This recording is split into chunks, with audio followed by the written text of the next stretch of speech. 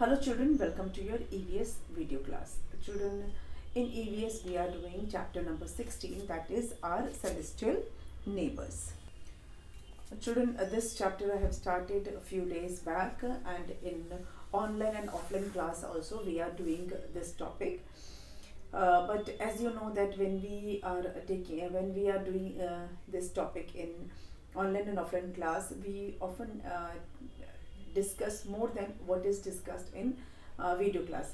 जब आप live class में होते हो तो आपके जो डाउट्स होते हैं वो तुरंत उसी वक्त आते हैं. मतलब अब वीडियो क्लास आप देखोगे, फिर आप डाउट्स नोट करोगे, फिर आप पूछोगे, तो देयर बिकम्स गैप.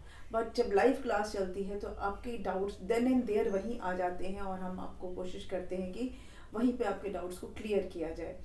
और ईवीएस एक ऐसा टॉपिक है, और हमारा जो चैप्टर है ये इतना इंटरेस्टिंग है कि आपके मन में तरह तरह के डाउट्स आते हैं, which I have noticed during the online and offline class.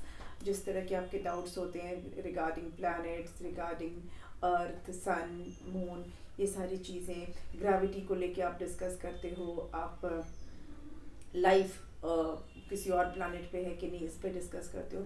You have lot many queries. कुछ क्वेरीज ऐसी हैं जो आपके ग्रेड 2 के लेवल की नहीं है. मतलब जब आप सीनियर क्लास में जाओगे, बड़ी क्लास में जाओगे, तो आप उनके बारे में डेफिनेटली पढ़ोगे. तो ऐसे भी बहुत सारी क्वेरीज हैं, लेकिन हमें अभी थोड़ा सा टॉपिक पे ही डिस्कस करना है.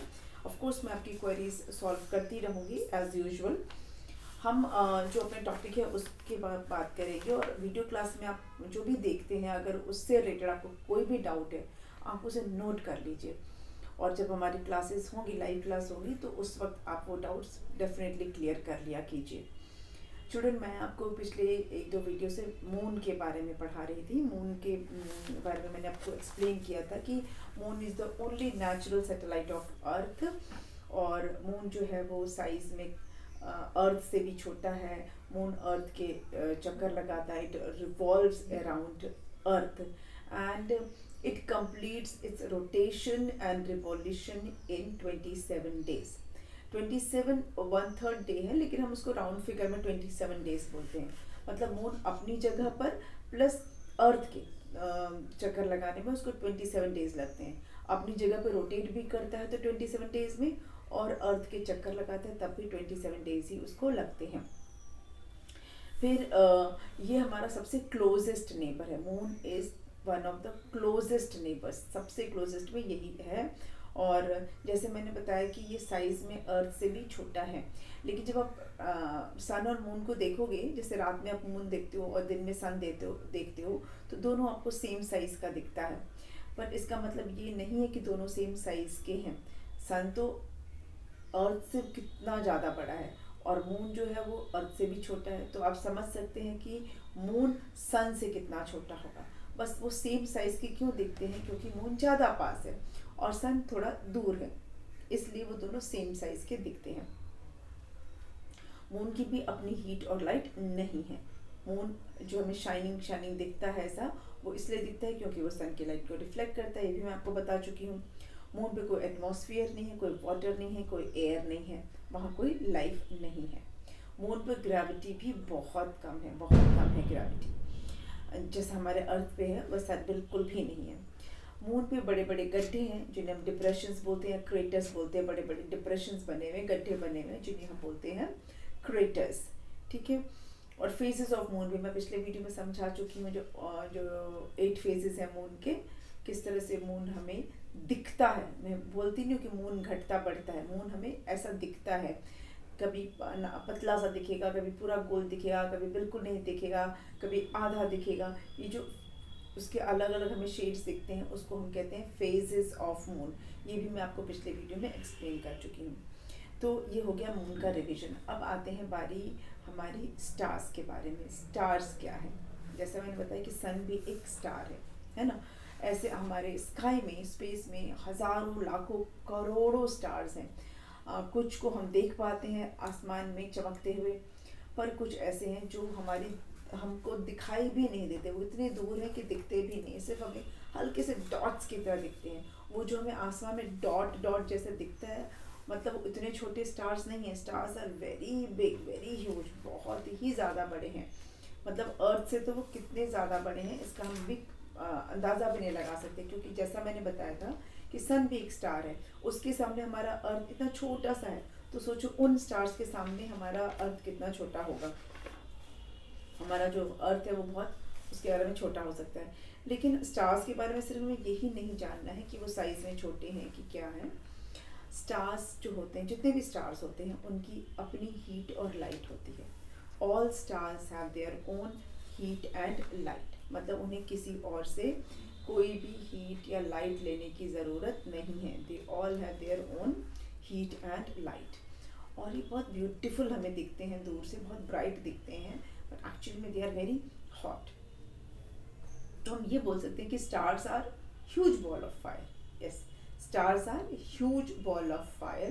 They have their own heat and they have their own light. They twinkle in the sky. हमें twinkle करते हुए दिखते हैं, टिमटिमाते हुए दिखते हैं, but actually में they are huge hot ball of fire. ठीक है। अच्छा, जो ब्राइटेस्ट स्टार है आसमान में, जो सबसे ज़्यादा चमकीला स्टार है, क्या आपको पता है वो कौन सा है? इतने सारे स्टार्स हैं आसमान में, लेकिन जो सबसे चमकता है, जो सबसे तेज चमकता है, उस स्टार का क्या नाम है? उसको हम कहते हैं पोल स्टार। क्या बोलते हैं? Pole star.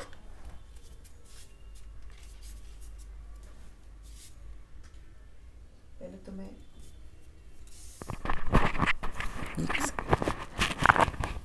Okay, stars. Stars are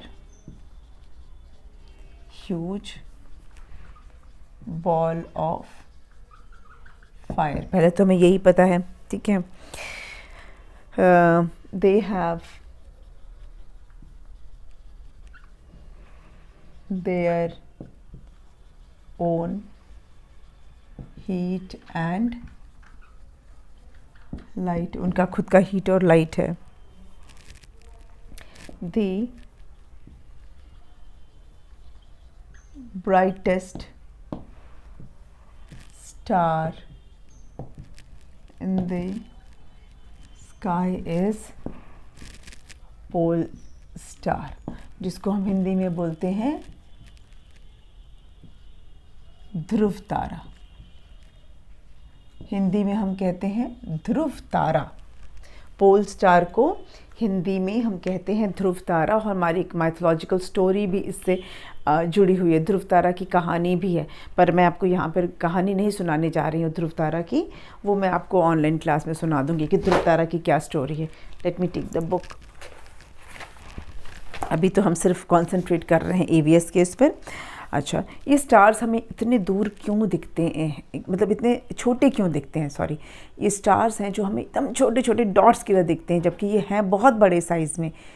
ऐसा इसलिए है क्योंकि ये हमसे बहुत दूर हैं। They are very far away from us. Stars look small, stars appear small because they are far far far away from earth. वो अर्थ से दूर होने की वजह से वो इतने छोटे छोटे हमको दिखते हैं। सिर्फ सन ही एक ऐसा स्टार है जो हमारे अर्थ के नज़दीक है, अदरवाइज जितने भी बाकी स्टार्स हैं they are very far away from earth. Okay. अच्छा, अब एक और चीज़ जो मैं आपको बताना चाहूँगी, मे बी आपके स्कूल बुक में जो है वो उतना मेंशन नहीं किया हुआ है। आपने आसमान में जब तारे देखे होंगे, वैसे आजकल के बच्चे कहाँ तारे देखते हैं, कोई छत पे सोता ही नहीं है ना। पहले जब क्या होता था, जब ये इंटरनेट नहीं था, जब इतनी फैसिलिटीज़ नहीं थी, AC और कूलर ये सब की, तो गर्मियों में लोग क्या होता था, छत पे सोते थे। छत पे चारपाई लगा के सोते थे, तो ऑब्वियसली सोते समय हम आसमान की तरफ देखते हैं, है ना। जब अगर नींद नहीं आ रही होती तो आसमान की तरफ देखते हैं, तो हम स्टार्स दिखाई देते थे। तो वो जो स्टार्स हैं उनका एक ग्रुप हो जाता था, मतलब आसमान में वो कहीं कहीं आपको ग्रुप ऑफ स्टार्स दिखेंगे। अभी मैं आपको नहीं कहूँगी कि छत पे जाके आप ठंडी में आप आसमान को देखिए, लेकिन जब भी आपको रात को मौका मिले एक बार आप आसमान की तरफ ध्यान से देखिएगा, आपको कुछ ना पैटर्न्स दिखेंगे स्टार के, कुछ शेप्स दिखेंगे, मतलब ना कुछ स्टार मिलके कोई पैटर्न बना होगा, कोई डिज़ाइन बना होता है, उसको बोलते हैं कॉन्स्टलेशन। क्या बोलते हैं उसको? Constellation. A group of star is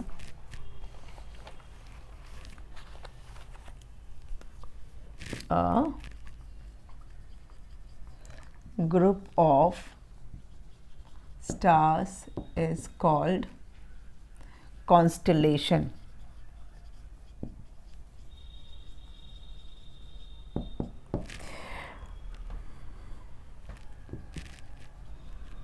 They form patterns in the sky.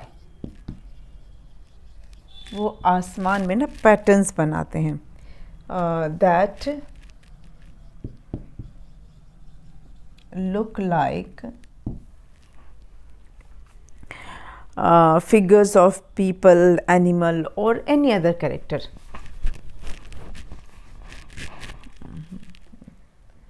That looks like a figure of people, animals or any other character.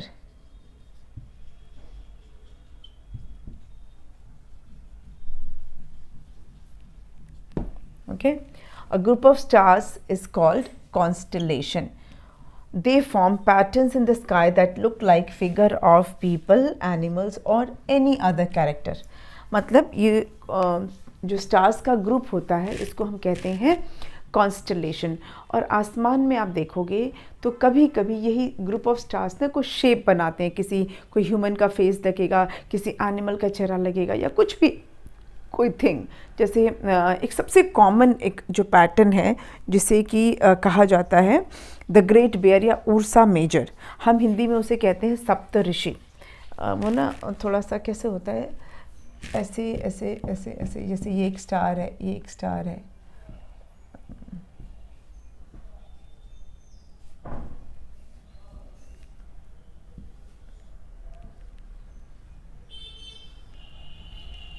ऐसा कुछ बना होता है, पतंग जैसा दिखता है, समथिंग लाइक दिस.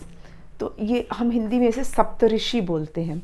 इंग्लिश में इसी को उर्सा मेजर कहा जाता है और या बिग डिपर कहा जाता है. हम हिंदी में इसे सप्तऋषि बोलते हैं. अब अपने दादी नानी से बात करना तो आपको पता चलेगा कि पहले के लोग ना ऐसे आसमान में सप्तऋषि देखते थे, 7 ऋषि उन्हें बोला जाता था. ऐसे बहुत सारे हिंदी नाम भी हैं इन कॉन्स्टलेशंस के, पर अभी हम हिंदी नामों की बात नहीं कर रहे हैं. यहाँ पर मैं आपको जो कॉन्स्टलेशन के कुछ पैटर्न्स बता रही हूँ जिसमें ना जो ज़ोडिएक साइन होते हैं ना. अब आप सोचोगे ज़ोडिएक साइन क्या होता है. ज़ोडिएक साइंस होते हैं जो जिस डेट को हम पैदा होते हैं, जिस मंथ में पैदा होते हैं, उसके अकॉर्डिंग कुछ ज़ोडिएक साइंस होते हैं. तो ये भी कभी कभी ना ये कॉन्स्टलेशन से के नाम से मैच करते हैं. जैसे लियो, कॉन्स्टलेशन का नाम है लियो, उसमें ना एक लायन का फेस बन जाता है. और इसी तरह से और भी बहुत सारे कॉन्स्टलेशंस है. ऑलमोस्ट 88 कॉन्स्टलेशंस हैं, नोन कॉन्स्टलेशंस हैं जिनके बारे में हमें पता है. वैसे तो बहुत सारे और कॉन्स्टलेशंस होंगे लेकिन हमें कितने 88 कॉन्स्टलेशंस के बारे में पता है. और सबसे बड़ा जो कॉन्स्टलेशन है वो मेरे ख्याल से सबसे बड़ा वाला नहीं तो ये उर्सा मेजर तो 3rd लार्जेस्ट कॉन्स्टलेशन है.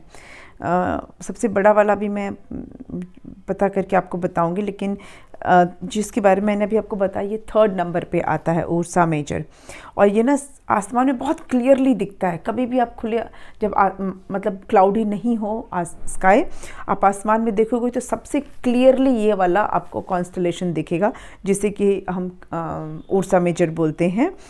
और ये 3rd लार्जेस्ट है, मतलब इससे बड़े 2 और कॉन्स्टलेशंस हैं. कुछ और भी कॉन्स्टलेशंस हैं जो स्कॉर्पियन है, लियो है, जैसे मैंने आपको बताया था, लियो है, स्कॉर्पियन है. ये भी कॉन्स्टलेशंस के नाम है. लियो जो है ना थोड़ा थोड़ा लायन जैसा शेप होता है, स्कॉर्पियन ना बिच्छू जैसा शेप होता है. फिर एक ओरियन करके होता है कॉन्स्टलेशन. मतलब ऐसे 88 कॉन्स्टलेशंस हैं स्काई में, नोन कॉन्स्टलेशंस, जो ऐसे स्टार्स जो कुछ ना कुछ पैटर्न्स बनाते हैं, जो कुछ ना कुछ शेप बनाते हैं, चाहे वो एनिमल का, चाहे किसी और थिंग का, चाहे ह्यूमन बीइंग का. ठीक है.